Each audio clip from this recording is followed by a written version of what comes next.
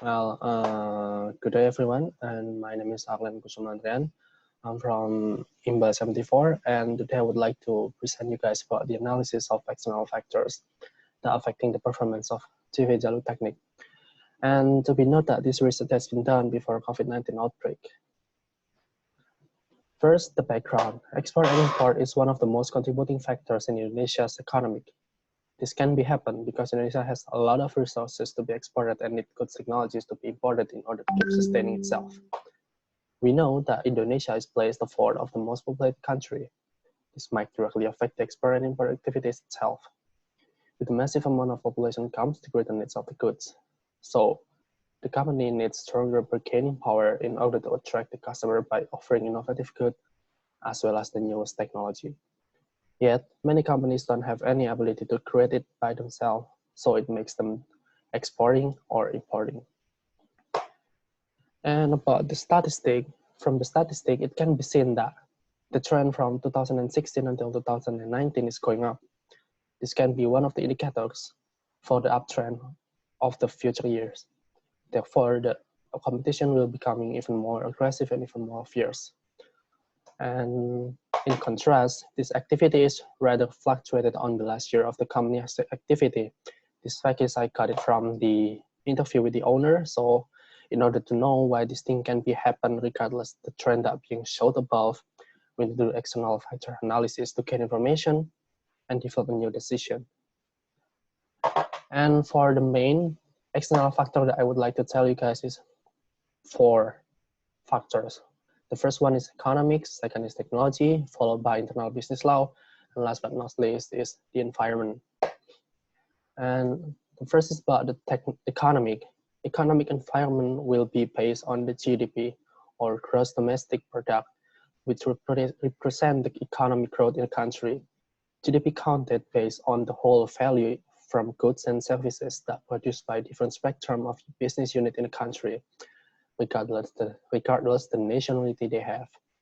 And as we can see that the trend will continue to grow in the statistic on the right side, for following from 150 billion until almost to 100 billion.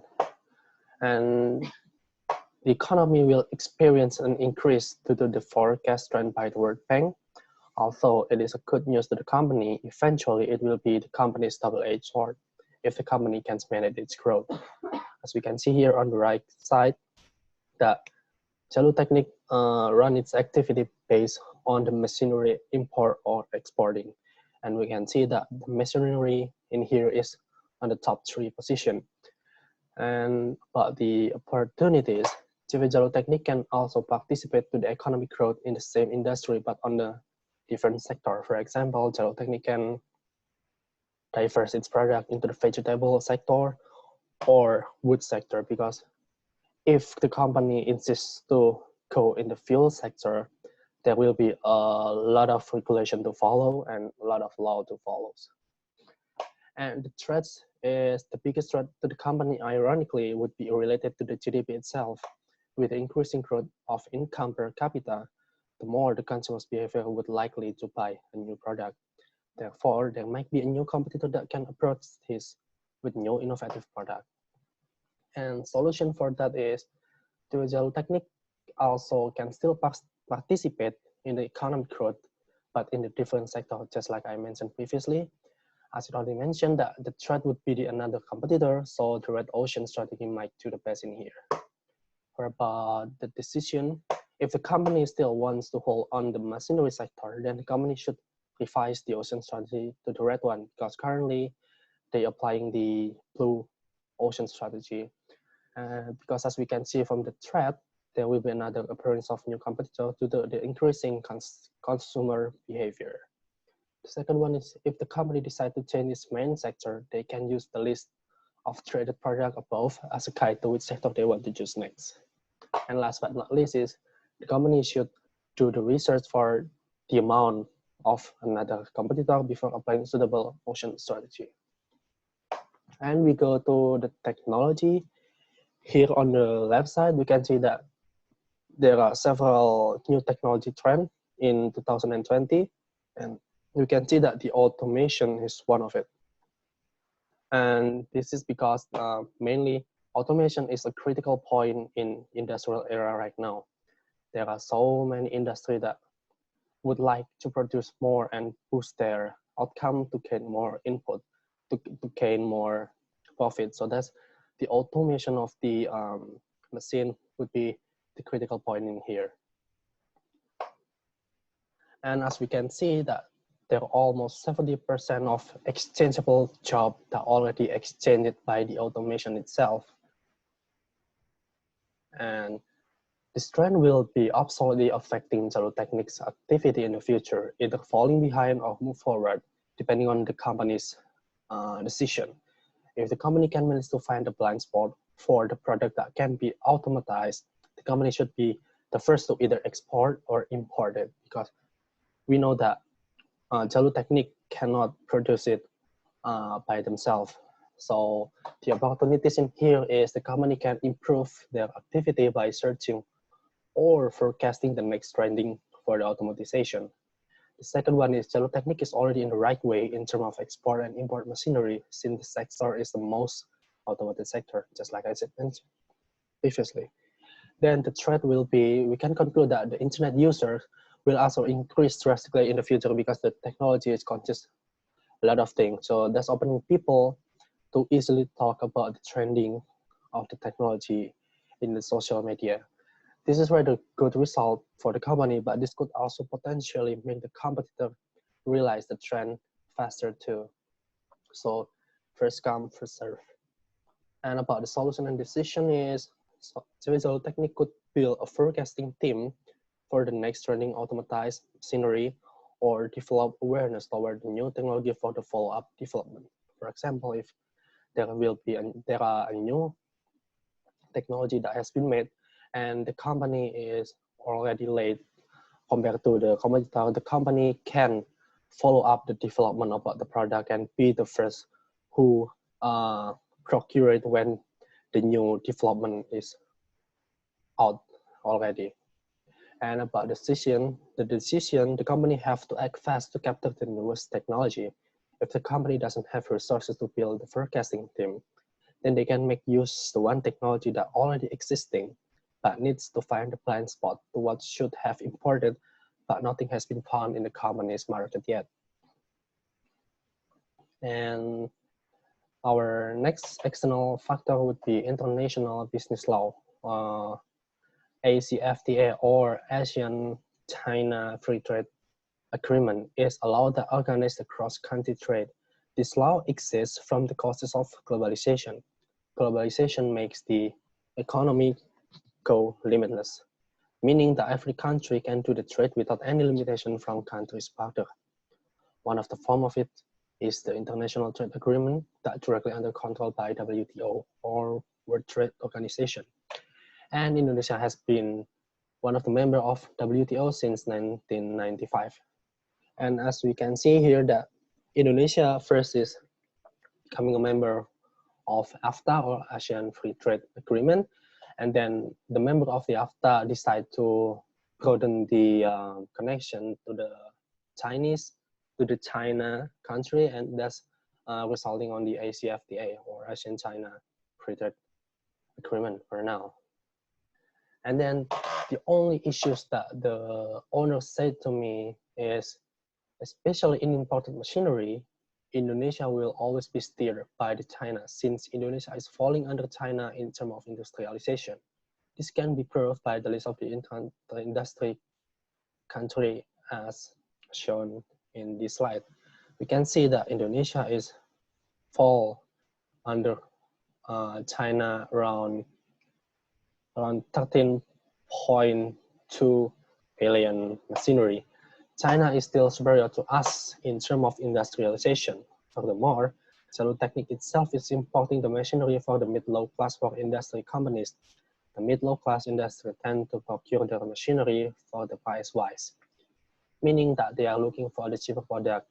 And we know that China is a huge industrial country, and they can offer us with a cheaper product. And for the opportunity for the company is this environment directly connected with the technological environment previously. China lived its life by a huge industrialization. The innovation would be rapid, thus making Jalu Teknik can capture their newest innovation, although they inherit Jalu Teknik fall behind to the competitor, they can still make the agreement with the new supplier to get a cheaper price than sell it in Indonesia.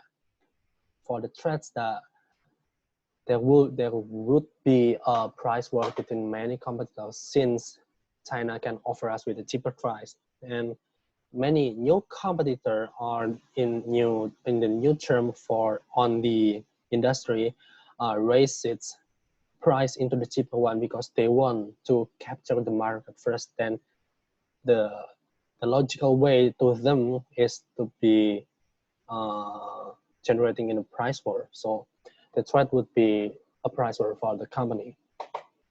For about the solution and decision is Jalu Teknik can find the supplier that offer them the best price out there that also provides the contract renewal once in a while. And about the decision, the company should be able to anticipate the price war or at least predict it.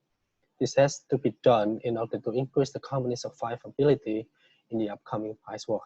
Or the company could also change the main machinery that are already imported and change it to other machinery because China offers many of industrial machinery.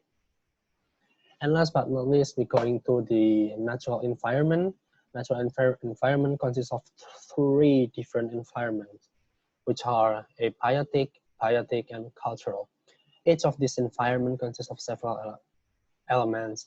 Abiotic consists from water, land, and air. Biotic consists from flora and fauna. And the culture consists from individual interests, individual well-being, and social interaction. The latest issue would be like this example from late 2018. There was a huge uproar in Bali. The people, especially animal lover or turtle lover, were protesting the abuse of the usage of the plastic. The plastic waste has been the latest topic in that particular year. This happened because of many waste were splattered in the river, land, especially in the ocean where a bunch of turtle have suffered from the waste. And then on 29th April 2019, judicial finally banned the use of the disposable plastic, or we call it one-time use plastic or disposable plastic. This was made to encounter the suffered environment, the flora, and the fauna. Well, this is a good decision by the government in order to keep the balance between the three environment I mentioned before. And then for the opportunities for the company is the company could procure an eco-friendly plastic to help and support the law that banning the plastic.